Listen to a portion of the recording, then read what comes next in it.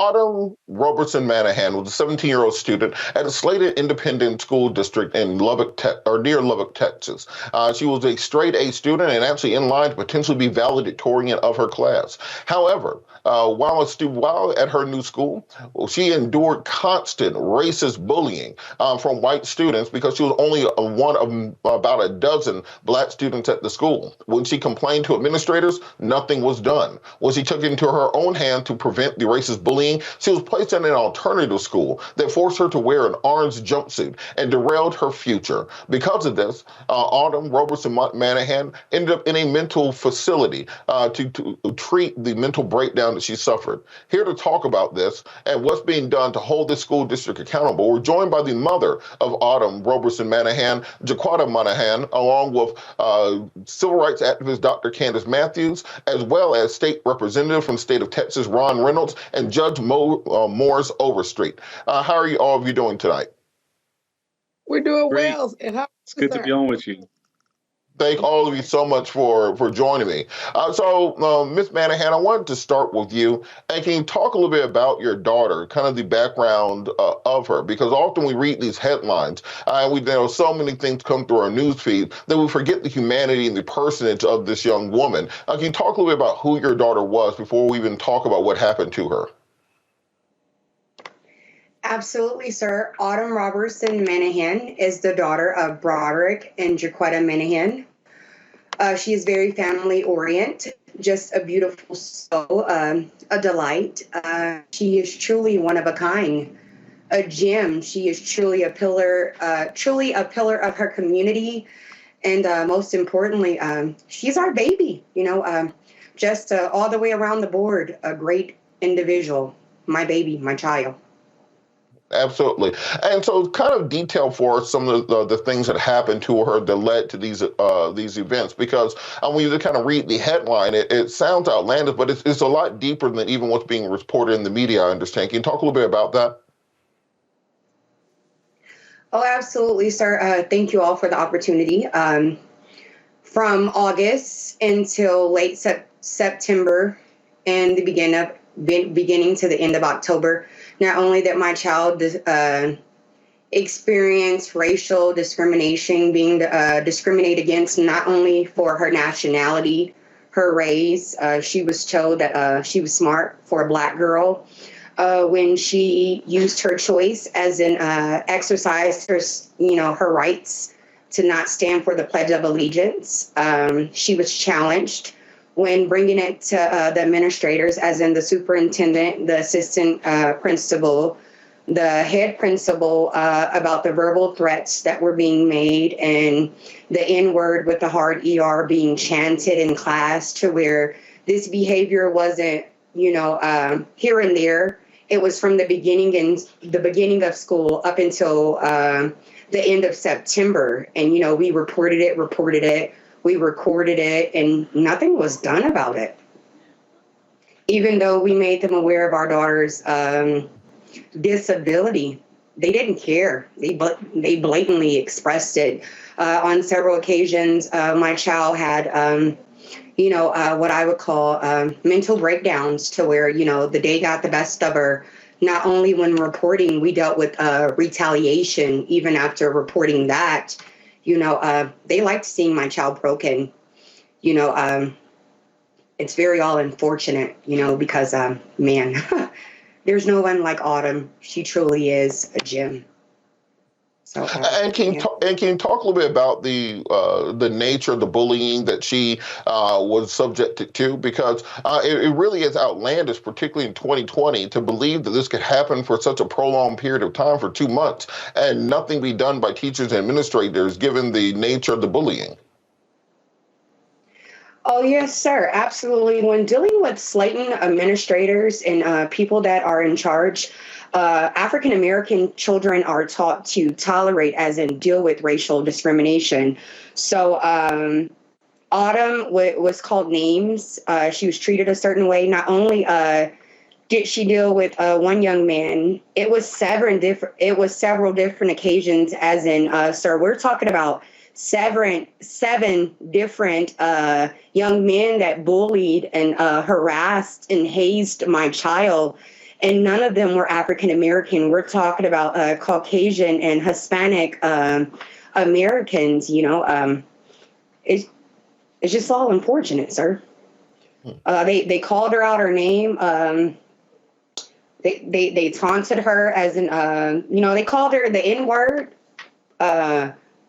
porch monkey. I'm sorry, bear with me. I'm trying to remain whole where I feel broken, so please forgive me. Well, It's take your just a time, lot to take absolutely. in.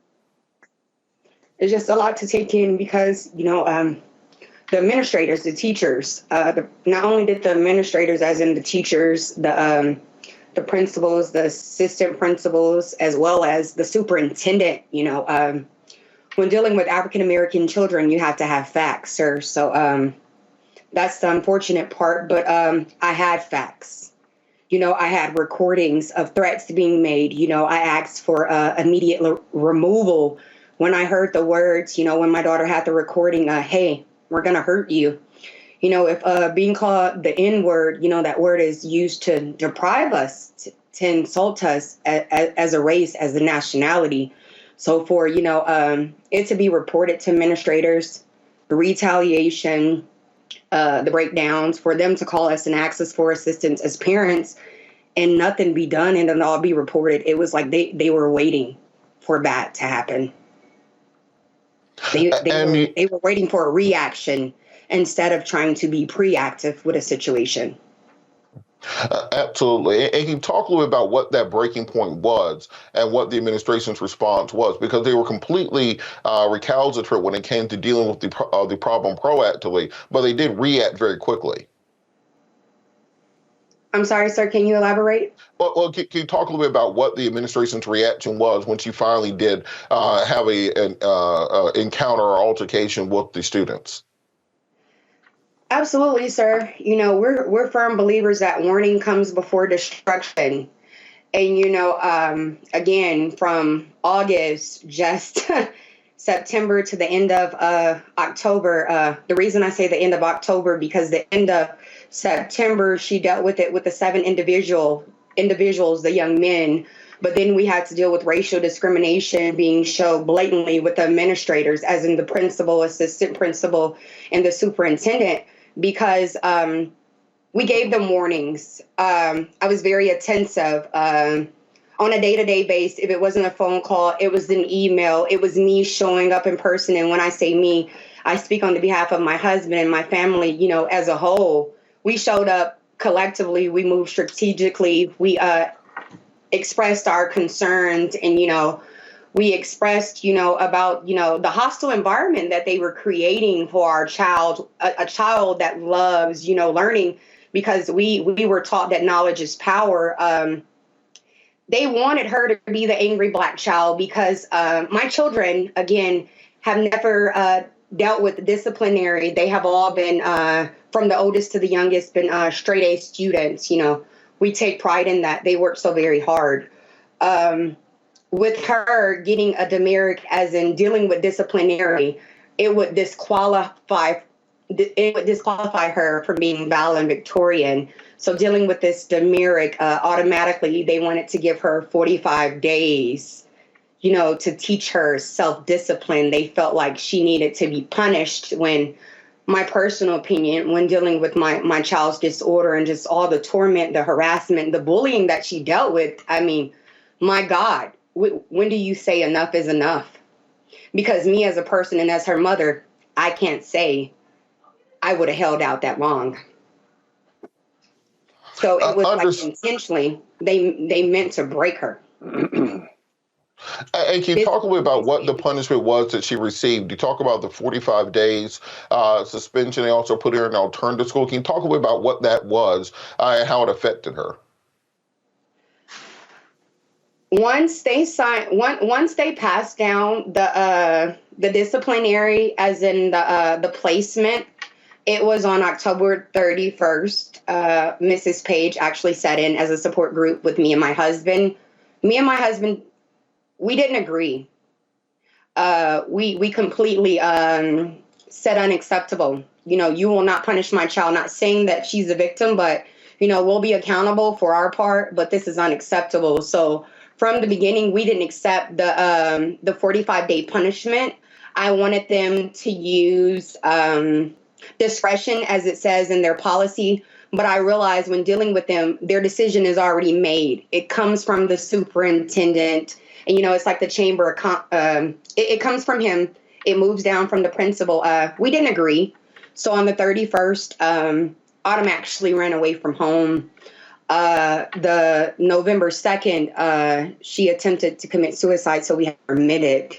My child didn't experience the DPA program because we didn't agree to it. And our son, Tristan Manahan, actually went through the program. He was told that guilty by association, I personally feel like the only time committed was him being Black, but he was told guilty by association made him guilty. So my son, with my husband's guidance and with God being the head of our life, we endured them challenging his manhood.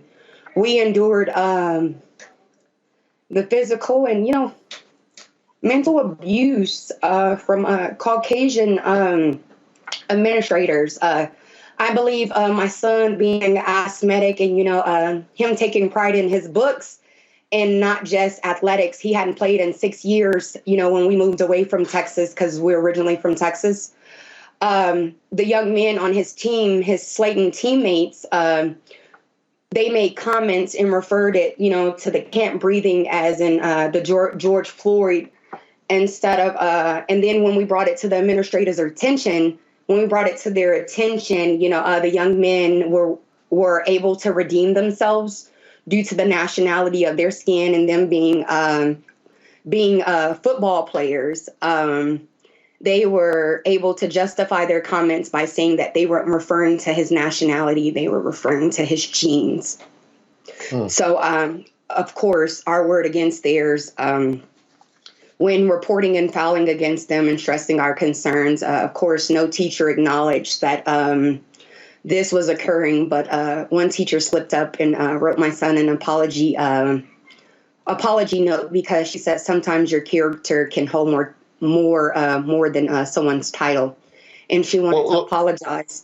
So, Ms. Manahan, you were talking before about the harassment and bullying that your son experienced as a result of this. How are your son and daughter now? How are they doing after all that they've endured? I'd like to touch base on my own first, Autumn Robertson-Manahan. She's not in our care. After being released from the hospital, we were informed that due to her age, she has the right and the choice to not come home. So we're just staying encouraged and praying that she gets back in school and she uses time to heal, and she always remembers that her family is fighting for her and we love her unconditionally. As far as my other two children, as in my son, he's learning to turn his pain into purpose. So he's striving for excellence, and he's actually doing quite well at JaQuatta High School in Lubbock, Texas. So he did leave the Slaton school, or is he still at the same school now? No, sir. We actually got him out once his DEAP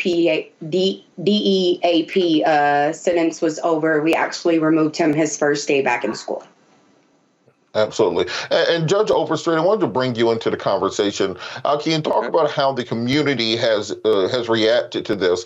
Because from what I understand, this is not the first time something like this has happened, but what has been the reaction in the community to how these young people have been treated? What we were able to determine is that the Manahan family was isolated and singled out by the school district and made to feel like they were in this all by themselves. Once it came to the attention of myself and other spirit-led leaders in Texas, political leaders in Texas, we decided, because we were so offended by what happened, that we were not going to let her stand alone. And so we have compiled a group of folks from all different walks of life. The spiritual community, the political community, like Representative Ron Reynolds, who's going to look at the legislation and tweak the legislation so that this doesn't happen, so that it's not permissible for the school district to have a policy, but make it mandatory. Going to include language that can't be used. And from the political activist side, we brought in Dr. Candice Matthews. As Ms. Manahan told you, that this filters down from the administration, the superintendent. And, these board of trustees are elected. And so we're going to get involved in this through change legislation. We're going to change the composition of the board. We're going to make sure that the families in Slaton Independent School District are not isolated and that they're not out there by themselves, that they have all of Texas and all of America behind them and with them to promote change so that this doesn't happen to anyone else. Our goal is to make Autumn and her brother whole. Absolutely. And Representative Reynolds, can you talk a little bit about kind of what the legislative response to this has been and what it can be? Because if it's on a case-by-case, situation-by-situation response, then of course it's going to keep happening because they can always isolate the individuals, as was mentioned by Judge Overstreet. What can be done to really make systemic change within the district? Well, it's all inclusive. There needs to be litigation, and there needs to be agitation, and there needs to be legislation. I'm looking forward to, as chair of the Texas Legislative Black Caucus, filing legislation that Judge Overstreet was just referencing to make it no longer permissive, to make it mandatory, anti-bullying in schools, that they have policies in place within the schools. We've seen an escalation in a rise in suicide from students because of bullying in this post-COVID era, and we need to do something to address it. We can't ignore it. We can't put a Band-Aid on it and hope and pray it just goes away. We need to address it. We need to make sure that there are policies in place over all of our school districts, including those in the Lubbock and Slaton area. Texas, unfortunately, is a state that has some of the most conservative laws and lawmakers. It's going to be an uphill battle, but hopefully this shouldn't be a partisan issue. This should be about what's in the best interest of our students. Our students are our future. They're our most precious commodity. As a father, my heart goes out to you and what you had to endure with your children. You never should have had to endure that. But we see this all too often, these disparities within our school systems between the way that Black children are treated. And we are simply saying enough is enough. So yes, come legislative session starting on January 10th, we will have a bill filed and we will vigorously pursue that. We look forward to having the support. We've had national support from Reverend Jesse Jackson, local support, like Judge Overstreet just said it, from our clergy, and activists like Dr. Candice Matthews with the Texas Coalition of Black Democrats. So we let Ms. Manahan know that they're not in it by themselves. We're her villagers, and we're going to stand in the gap, and we're going to speak truth to power and fight to make sure this never happens to other children in the future. You mentioned agitation, and when we're talking about agitation, we're talking about Dr. Candice Matthews. Dr. Matthews, can you talk a little bit about what the activist community is doing to make sure we're able to push this type of legislation through, but also what's being done with the school district to try to make sure that they are held responsible for what they've done to these young children, and what can be done to stop it going forward? Well, first of all, what we had to do, we had to identify and expose that we have educational assassins that are designed in key areas in the education system. And so what happens is that what Ms. Manahan and her children experienced was at the hands of an education assassin, which promotes white supremacy in the school system. So what we do to agitate it is by holding them accountable, because accountability breeds responsibility. Therefore, it's our responsibility to let them know that this is not going to be normalized, this is no more, and we're not going to play this game. So then what we plan on doing is a call to action, which would be on January the 12th. And we're going to let them know that we are not going to take this sitting down. We are in full support of the Manahan family and all the families that are of color. Because if you sit back and just let them do this, then we will be complicit. And that's not what we're going to do. We're going to agitate it. We're going to shake it up. And we're going to let them know, baby, not today. Because this is what we're not going to do.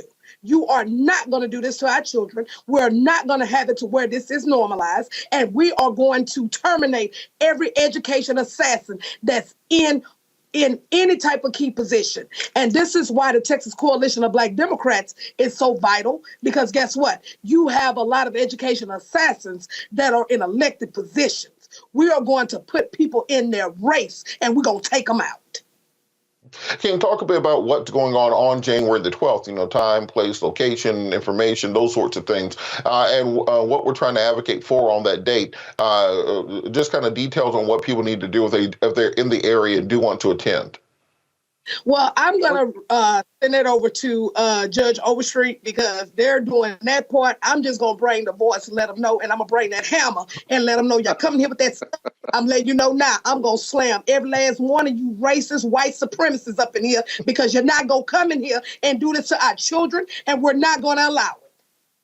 You see, Dr. Matthews got the energy. Now, the Judge Overstreet needs you to direct that into a location. So give us that information on where to be at with the energy from Dr. Matthews. Yeah, we're going to do it. You know, we're still working on it. But, you know, one of the most important things, you know, historically, in the African-American community, change has always started with the religious community. And so we have our religious leaders backing us. And we're going to start this in the church. Okay, we've not decided on the church yet, but we will have a rally prior to that school board meeting in Lubbock. Because it's one thing for us to sit back and talk and to be on talk shows and to be on the radio, be on the TV. But what the families in Slaton Independent School District need to know is that we're willing to come where they are, stand with them, stand for them, and stand in the gap, just as Representative Reynolds said. So one, we're going to Lubbock en masse. Two, we're going to hold a press conference, we're going to hold a rally, and we're going to be at that school board meeting to let those school board members know that the light of the whole world is shining on them. And as the old folks used to say, you know, when you got a bunch of roaches scurrying around in the kitchen and you turn on the light, they just break and run. And so we're going to put the light on their actions so that the whole world can see it. Now, we don't know the place. We're not announcing the place yet, but we are announcing the date. And that's January 12th. That's the date that the school board meeting occurs, and it'll be prior to the school board meeting. And we'll go from the rally and the press conference to attend the school board meeting, and quite a few of us are going to be signing up to address the school board. So, what else have we done? I've written the school district Freedom of Information to ask for the policy that they have in effect. And they had the lawyers write me and give me what they had. I don't think it's enough. I'm going to share that with Representative Reynolds because we can tweak this legislation to make sure that it's mandatory that every school district in Texas. So what we're going to do in Lubbock is going to affect everybody in Texas. That's the way we operate. That's the way we roll. We're not just doing it for the Manahan family. That's our focus right now. And we're going to make them whole, but we're going to create an opportunity for every child in Texas, no matter what school district. They're not going to have to suffer what the kids in Slaton Independent School District and some of the surrounding school districts have had to suffer. That's what we're going to do. Absolutely. You know what, Robert? Yes, Dr. Matthews. I was just going to leave you with this note here, is that the real message that we're trying to send is this. When you mess with one of us, you done stepped on an ant bed.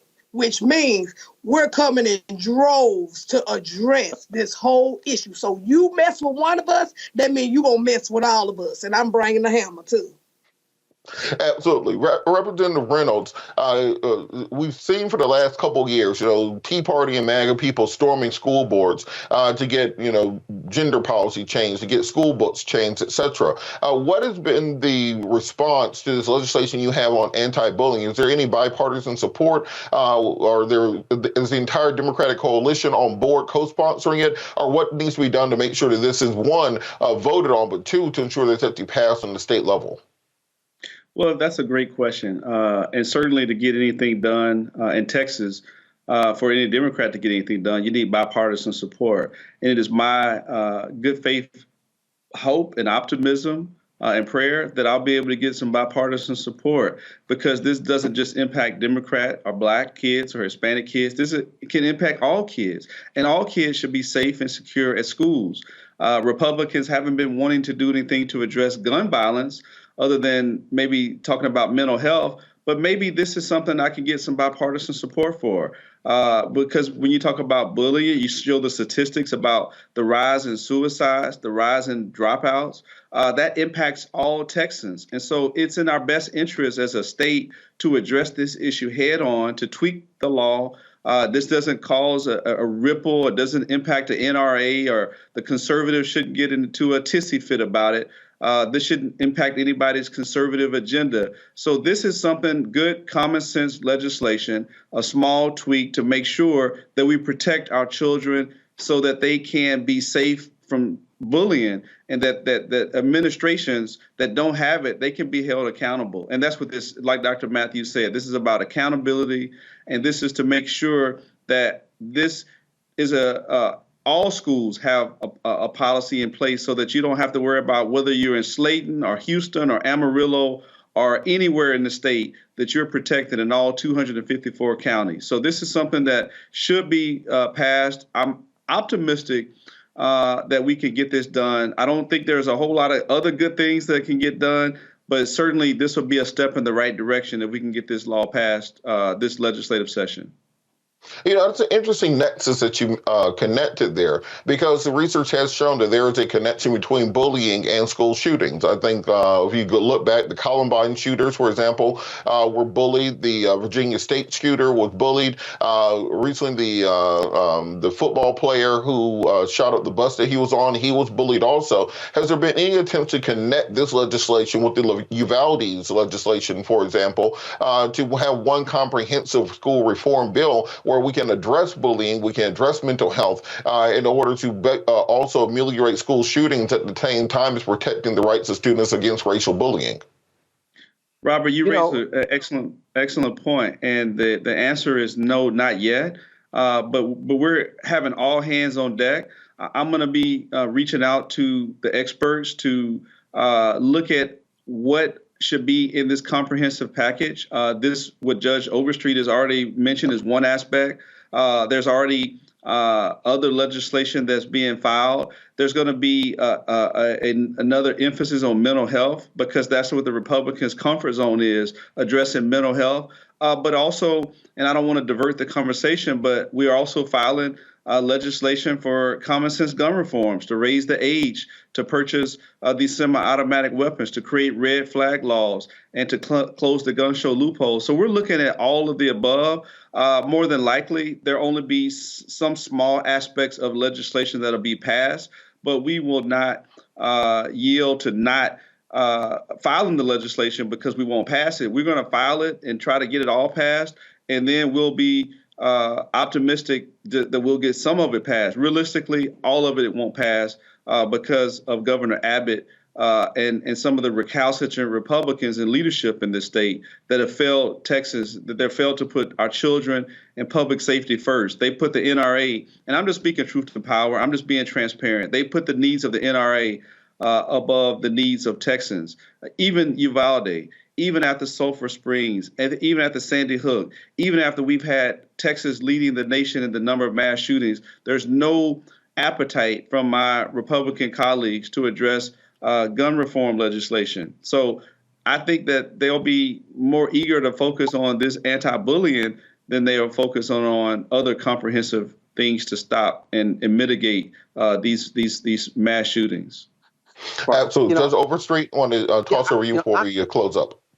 I agree with Representative Reynolds. See, this is not one of those hot social issues, those hot button issues like abortion and gun reform, those hot button issues for Republicans. This is about our children.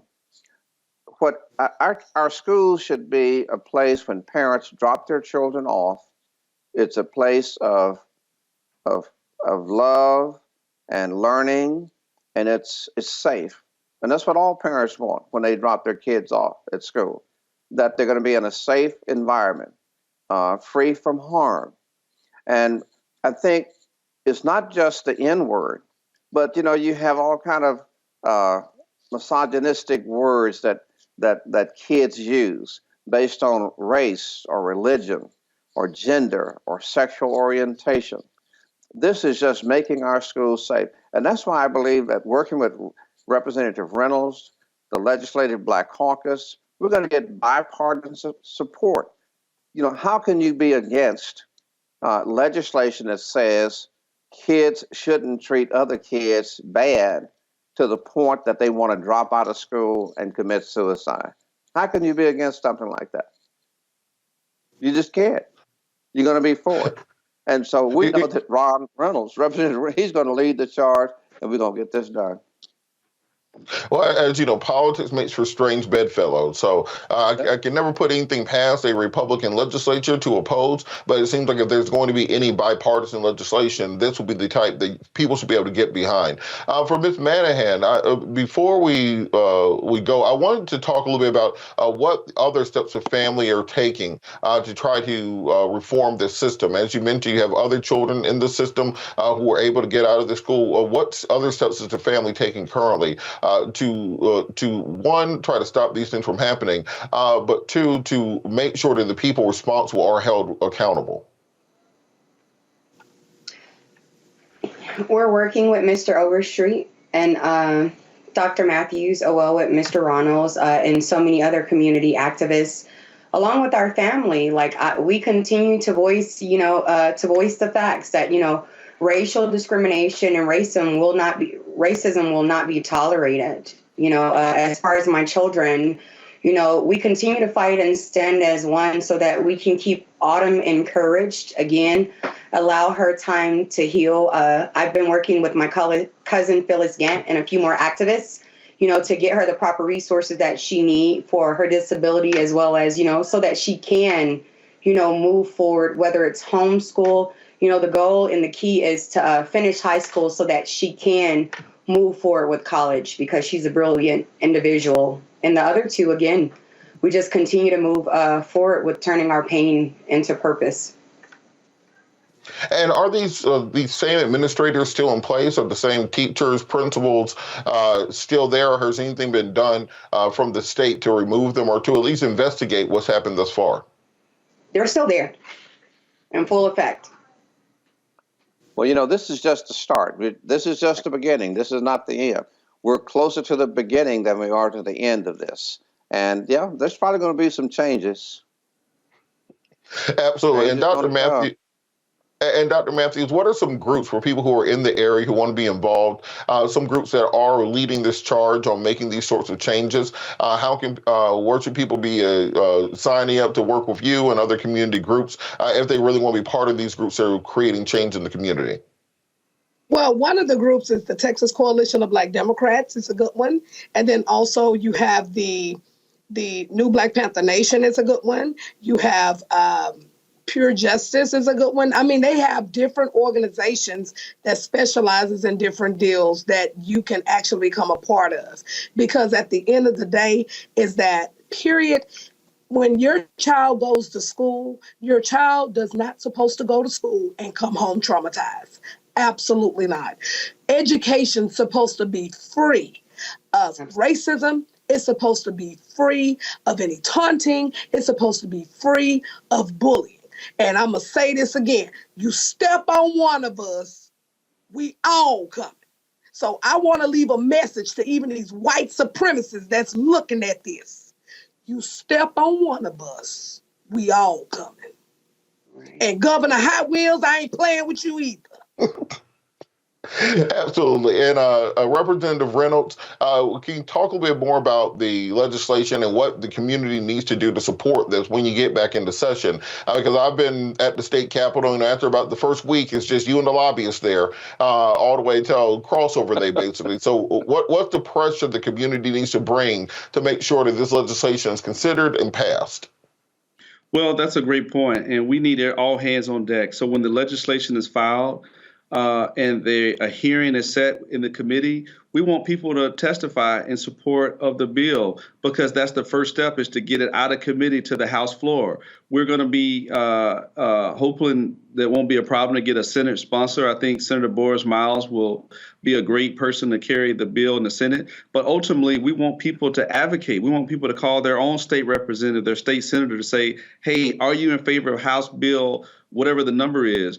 Do you support anti-bullying? Don't you believe that anti-bullying, all schools should have anti-bullying policy? So that is what people can be an advocate. They can be a citizen advocate. You don't have to be a high-paid lobbyist or someone with any specialized degrees. Everyone has an ability to use their social media, to pick up the phone, to make a visit to Austin. And that is what we encourage people to do, to be engaged. Don't be on the sideline, get in the game, be in the trenches. None of us were there to be able to walk with Dr. King, and none of us had the ability to do some of those things. But now this is your civil rights moment. This is your ability to be a part of something special, to make a difference in the state for our future generations. And I encourage people to be engaged and involved. Dr. Matthews indicated different organizations that will be rallying, and everyone can be a part of those grassroots efforts. So that is what we're going to encourage people to do. We're going to be disseminating that information via social media and email, and we hope that people will be engaged and involved. Starting on January 12th, the information that Judge Overstreet and Dr. Matthews has mentioned in the Lubbock area, and then going forward in Austin, throughout the legislative session when this bill moves throughout the process. And Judge Overstreet, Judge Overstreet can come to you next and just say that. Yeah, Go ahead. It'll be easy. There are 150 state representatives, and there are 31 state senators. Okay, everybody doesn't have a black state rep or a black state senator, but it's a letter writing campaign. You write your local rep, ask them about supporting the bill that Representative Reynolds is going to introduce. It's a letter writing campaign. It's a calling campaign. The local chapter of the NAACP right there in Lubbock is going to be involved. They're involved. And so folks can always connect with the NAACP, the Lubbock chapter, to get involved. They can call their clergy, because the clergy is really engaged. And, it's not like, we're not going to go in there and try to destroy the place. We're going to go in there to make changes. Some folks are going to have to go. Those who are not supportive, we're going to put the pressure on, and they're going to go. It's all about voter registration, voter education, and voter participation about that school board election in May, in which you have 2 at-large seats up. We have one brother on that board, and he needs some support. And we're going to show the people in the Slaton Independent School District that they're not standing alone. And we have a plan. We're not announcing all of it, but we have a plan of action. We have planned our work, and we're going to work our plan until we achieve success in the Slaton Independent School District. And that's going to help every school district in Texas. All right. Well, I want to thank all of you for joining us, Judge Overstreet, State Representative Reynolds, Dr. Candice Matthews, and of course you, Ms. Manahan, for everything you've gone through. Please keep us updated, and we'll have you back on for an update once we get some resolution to this. I thank all of you for joining us. All right, folks, back to our Roland Unfiltered video in just one moment. When you talk about blackness and what happens in black culture, we're about covering these things that matter to us, speaking to our issues and concerns. This is a genuine people-powered movement. There's a lot of stuff that we're not getting. You get it, and you spread the word. We wish to plead our own cause too long have others spoken for us. We cannot tell our own story if we can't pay for it. This is about covering us. Invest in Black-owned media. Your dollars matter. We don't have to keep asking them to cover our stuff. So please support us in what we do, folks. We want to hit 2,000 people, $50 this month, raise $100,000. We're behind 100,000, so we want to hit that. Y'all money makes this possible.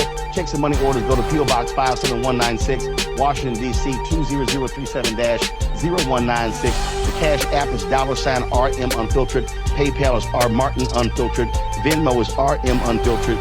Zelle is Roland at RolandSMartin.com.